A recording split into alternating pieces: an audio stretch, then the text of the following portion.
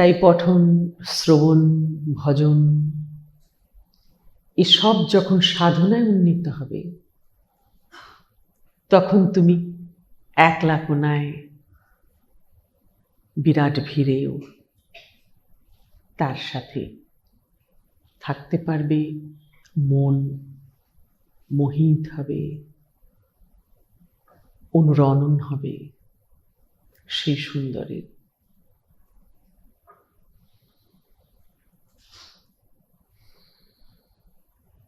তাই যখন গীতে আকুলতা হয়, ভালোবাসা, প্রেম, কর্ম, জ্ঞান এমন যেন আমার না হয় যাতে আমার মন ভ্রমিত হয়, তোমার থেকে মন বিমুখ হয়, তাহলে এমন ইচ্ছা হতে হবে। এমন ইচ্ছা না হলে তুমি ধরে রাখতেই তো চাইবে না। আগে তো অমন ধরে রাখার ইচ্ছা হতে হবে।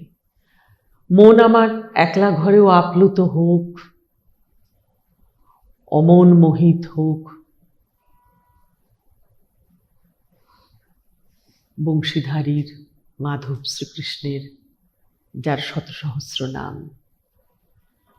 এমন কোনোভাবে ভগবানের কথায় মন অচঞ্চল হয়ে শুধু তাতেই থাক, এমন ইচ্ছা তো হতে হবে। এমন ইচ্ছা হওয়ার আকুলতা যখন হবে, তখন তোমার জীবনে গুরু আসবেন। ইচ্ছার আকুলতার কারণেই আসেন।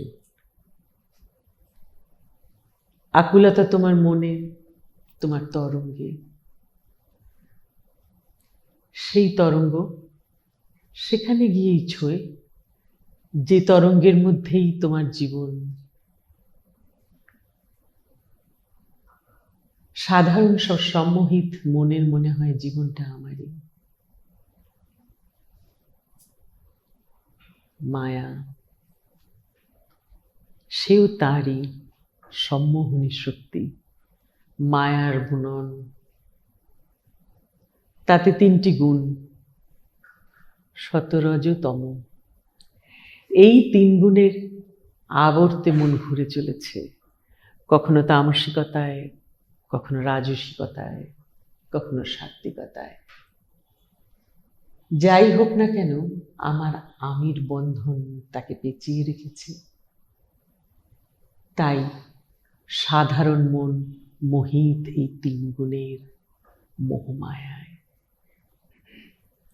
যখন মন তারই মধ্য থেকে ব্যাকুল হলো, এমন মায়ার বন্ধন যার, আমি সেই সৃষ্টিকর্তার, সেই প্রেমিকের, সেই ভগবানের, ঈশ্বরের সাথে থাকতে চাই, তখন গুরু তুমি পাবে।